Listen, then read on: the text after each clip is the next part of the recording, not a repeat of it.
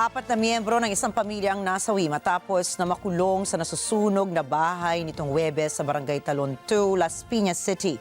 Nakilala ang mga nasawi na si Nicanor Isip, asawa nitong si Maria Elena, kapwa 73 anyos, at mga anak na sina Michelle Angela, 45 anyos, at Michael Angelo, 35 anyos. Batay po sa ulat ng Bureau of Fire Protection o BFP, nagsimula ang sunog dakong 2:00 ng madaling araw at naapula matapos ang 2 oras. Umabot lamang sa unang alam ang sunog, subalit hindi nakaligtas ang mag-anak dahil nakulong ang mga ito sa kanilang bahay.